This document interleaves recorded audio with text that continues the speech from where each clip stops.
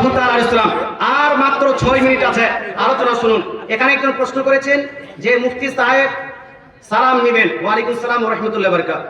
কোন বক্তা জলসায় আসার জন্য টাকা চুক্তি করে অগ্রিম টাকা নেই, এই ধরনের বক্তার বক্তব্য শোনা জায়েজ না না জায়েজ? দয়া করে সঠিক রেফারেন্স দিয়ে উত্তর দিবেন। সেই টাকা অগ্রিম দিয়ে সেই টাকা মসজিদের টাকা। মুসলমান খুব পেচিটা করে খালি প্রশ্নটা লিখেছেন, মানে পেচের উপর পেচের উপর লাস্টে মসজিদের টাকা উঠে দিয়েছে। হ্যাঁ, যেন মুফতি সাহেব যেন না বলতে। মুসলমান আপনাকে বলতে চাই, জালসা করার জন্য টাকা নেওয়া আমার বিশ্বাস মোতাবিক, আমার জানা মোতাবিক এই প্রসঙ্গে ওয়াজ করার জন্য, এই যে জালসা বক্তৃতা করার জন্য টাকা নেওয়া, আপনার টাকা চুক্তি করা, এই প্রসঙ্গে উলামায়ে আহলে সুন্নাতের মধ্যে মতভেদ আছে। কিছু উলামায়ে কেরাম জায়েজ করেছেন, কিছু উলামায়ে কেরাম নাজায়েজ করেছেন বিষয়টা। প্রথমে এটা টোটালি নিষিদ্ধ, নাজায়েজ হারাম ছিল। মুতাকাদ্দিমিনের জামানায় টোটাল নিষিদ্ধ নাজায়েজ। ইভেন ইমামতি করার জন্য টাকা চাওয়া এটাও নিষিদ্ধ নাজায়েজ ছিল। কথা বোঝা গেল? এই মাদ্রাসায় পড়ানোর জন্য টাকা নেওয়া এটাও নিষিদ্ধ নাজায়েজ ছিল। মুসলমান যেমন এখনো নাজায়েজ আছে, কেউ যদি মিলাদ ফাতিহা কোরআন খানি করার জন্য এবং দোয়া খাইর করার জন্য টাকা চুক্তি করে, এটা এখনো নাজায়েজ এবং নিষিদ্ধই আছে। কথা বোঝা গেল? কোন মৌলভী সাহেব মিলাদ করার জন্য বলতে পারবে না আমি তোমার বাড়িতে মিলাদ করবো 500 টাকা নিব, এটা বলতে পারবে না। কথা বোঝা গেল? কিন্তু উলামায়ে মুতাআখিরিন আপনার কয়েকটা জিনিসের জন্য ছুট দিয়েছেন। মিলাদ করার জন্য চুক্তি করলো না, তারপরে বিনা চুক্তিতেও কেউ যদি দেয়, মৌলভী সাহেব কোনো চুক্তি করেনি, কোনো করেনি, তারপরে যে মৌলভী সাহেবকে কেউ যদি খুশি করে টাকাটা দেয়, মৌলভী সাহেব সেটা গ্রহণ করতে পারবে। কথা বুঝতে হলো? সেটা যদি বিনা চুক্তিতে কেউ নিয়ে গ্রহণ করতে পারবে, এটা তোহফাটা গ্রহণ করা যায় আছে। কিন্তু এই উজরাত করা যাবে না, ইস্তেজার করা যাবে না। কথা বোঝা গেল?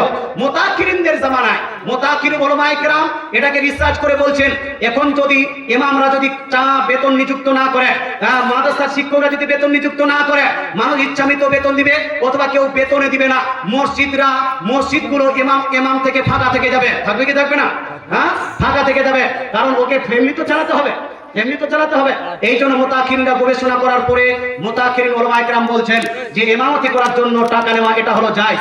আপনার মাদ্রাসায় শিক্ষা দেওয়ার জন্য, তালিম দেওয়ার জন্য, শিক্ষা দেওয়ার জন্য টাকা নেওয়া এটা হলো জায়েজ। ইস্তেজার করা, বেতন আপনার নিযুক্ত করা এটা হলো জায়েজ।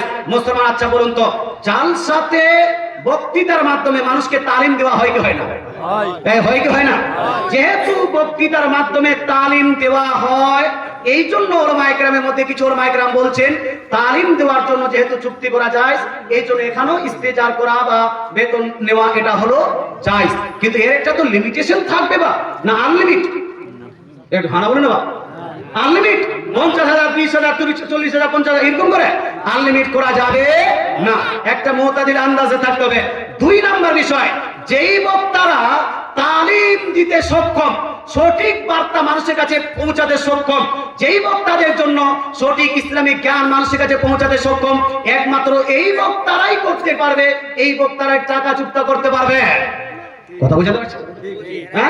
একমাত্র এরাই। আর যারা সঠিক বার্তা দিতে পারবে না, আমি অনেকগুলো বক্তার উদাহরণ আগে দিয়েছি, এই বক্তাদের জন্য চুক্তি করা চলবে। চুক্তি তো দূরে কোথায়, জালসা করাও জায়েজ না। এজন্য জালসা করাটাও জায়েজ নয়। মুসলমান আপনাকে বলতে চাই, তো আলোচনা এটা কোরআন হাদিসের আলোকে আমি রেফারেন্স দিয়ে নয়, এটা পরোক্ষ উলামায়ে কেরাম রিসার্চ করেছেন। রিসার্চটা আমি পেশ করলাম যে কিছু উলামায়ে কেরাম এটাকে জায়েজ করেছেন, কিছু উলামায়ে কেরাম এটাকে নাজায়েজের পক্ষে আছেন। আমার জানার মতে, আমার রিসার্চ মোতাবেক বেশ কিছু উলামায়ে কেরাম, বিশেষ করে আমার জ্ঞান মোতাবেক আলা হযরত আসিমুল বারাকাত মুজাদ্দিদুদ্দিন মিল্লাত আলী আহমদ ইসমান ফাতোয়া রিজভা শরীফেও এই ইস্তেজার আলা তালিমকে সাপোর্ট করেছেন। এই জন্য আমি এটাকে স্টেজে হারাম বলতে পারি না। কথা বোঝা গেল? আশা করি উত্তরটা পেয়েছেন। যাই হোক।